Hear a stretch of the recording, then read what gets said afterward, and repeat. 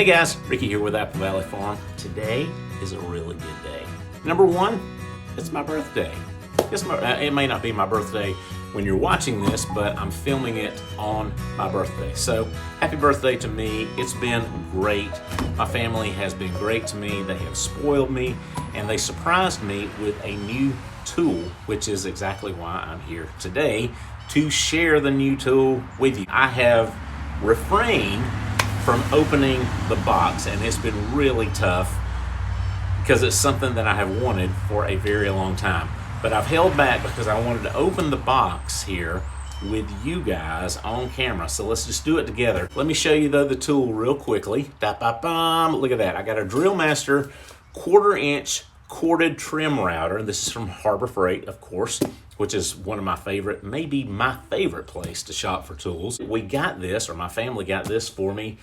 I've been needing it so badly because my router table, I've got a plunge router that I use for certain things. I've got my fixed base router, which is attached to my router table. There are times though when I need the router to do other things. And so having an extra little trim router to do some of those projects that I need to be kind of mobile on, it's going to be invaluable. But this can be kind of an expensive tool, especially if you look at like the corded models, like in your big box store. If you're looking at some of the orange and green stuff, those things can get a little pricey.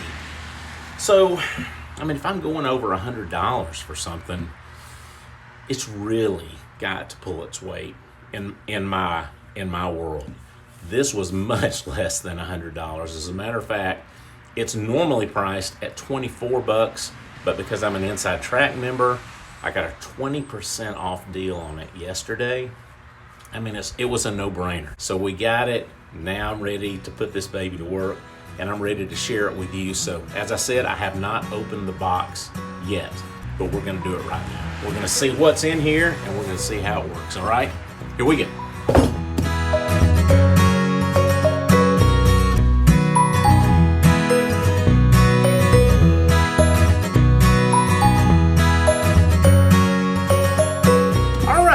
So, let's see what's in here. So exciting, it's like Christmas. All right, obviously an instruction manual, which I'll look over later.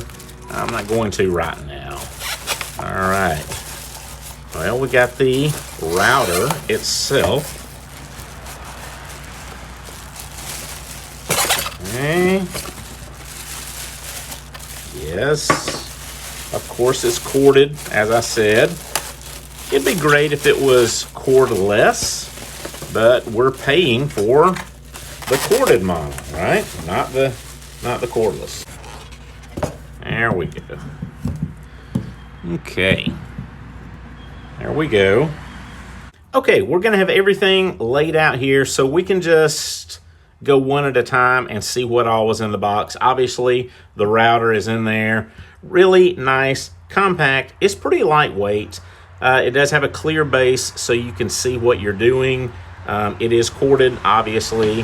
One drawback that I can already see is this adjustment thing here is plastic, and the case with the teeth in it is also plastic, so that's a lot less durable than maybe some machined aluminum or something like that.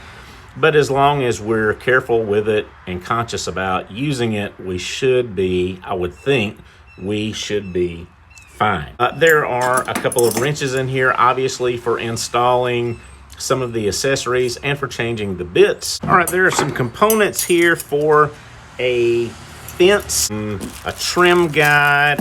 You can also use the fence to, it looks like, to do circle cuts, which is kind of cool. I probably won't need that with this router because my plunge router is already set up to do circles from like 6 to 52 inches. So we should be fine on that, but it's available nonetheless. I'm honestly not sure what this bracket is for, but we'll get into that later.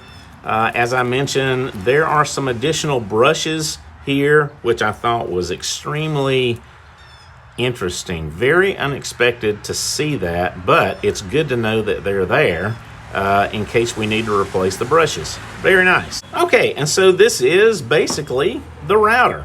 As I said, it's a corded handheld trim router, 1/4 inch. It does have a half horsepower motor, has a maximum speed of 26,000 RPMs. I have not used it yet, but we are about to put a bit in here and see how it works and sounds and feels. So let's see how easily we can put a bit in here. Okay, I have a new roundover bit that also came from Harbor Freight. We're gonna put this in. Now, I mistakenly said that these wrenches were for changing bits and putting on accessories. I think that was incorrect. These are probably just for changing the bits, okay? So we've got a small wrench and a large wrench. I'm not sure what the diameter of these is. Nevertheless, the small wrench will go on the spindle to hold it in place. The large wrench will go on the collet to loosen and tighten it up. It's already just finger tight on here. I'm gonna loosen it a little bit. I'm gonna put the bit in here until it bottoms out. Then holding this in place, now we will tighten the collet until it's nice and snug, not too tight, but obviously we want it to be fairly snug. There we go. Now that should be ready to go. Now we will loosen this to adjust our cutting depth. And we'll do this obviously to move our base up and down, which is going to affect how much of our bit cuts into the wood. Okay, now we're gonna get a little bit closer with this. So we've loosened the adjustment knob here. It doesn't have to be super loose. And then this, as I said, is how we'll move the base up and down. Now I want the base to have no reveal, or I should say I want the bit to have no reveal. I just want to have the roundover. So I'm going to move this until it just hides that edge. Then we'll tighten this thing down. So you see how that edge now is just below the surface, and that is hopefully what we want.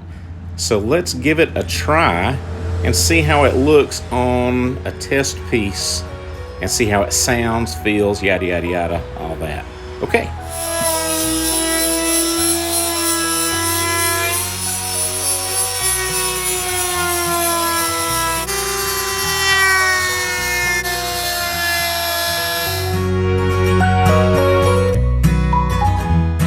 Okay, a couple of quick things that I noticed as I used this for just a few seconds.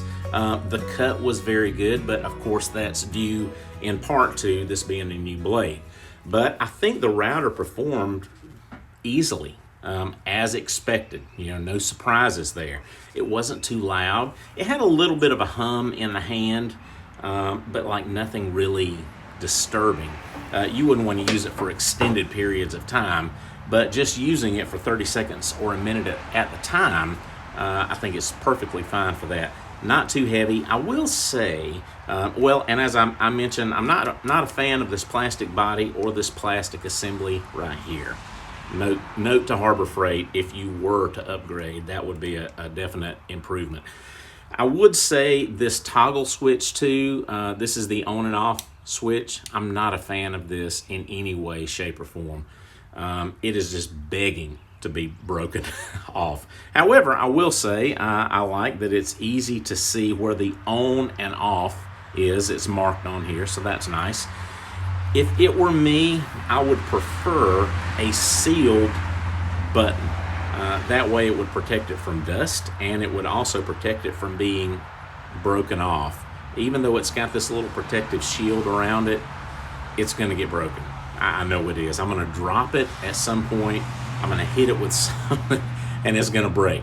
But anyway, nevertheless, that's the way it is. Again, if I was gonna make a suggestion to Harbor Freight, I would say correct that. I can live with the plastic body, but I would change the plastic gear and I would change this on and off button. One other thing that I would change, I will have to say this, one thing that I do like the clear base. and it did remain in place. So that is nice. A locking feature on here for the base would be a nice improvement, but again, this is a $24 router. Another thing though that I personally would love, and this is probably a 6-foot cord, which is pretty standard. Back in the day, you used to get tools that had 8-foot cords, and I like that because that extra couple of feet really can make a difference, and it makes you feel like you've got a little more room. So an extra couple of feet of cord would be great. It's not a deal breaker. Again, it's an inexpensive router, but overall, I mean, not just for the money, but of course for the money, I like it. So anyway, the 1/4 inch Drill Master handheld corded trim router from Harbor Freight. I'm going to leave a link to where you can get this online in our notes, so click on that. We don't get anything out of it, just a convenient link for you if you want to get one. Is it the best trim router you can get? Probably not. Is it a good one? Yes. Is it a good one for the money? Absolutely. There you go. I hope that was helpful for you. If you like this, then hey, like it. Like this video, give us a thumbs up, leave us a comment. It always helps. And if you like the things we're doing here, please join us by subscribing to our channel. We're doing stuff like this all the time. I think I just spit. On y'all, did. Hey, thanks again for being here. Trim router, man, this was good. Y'all have a good day, and I'll see you next time. Thanks.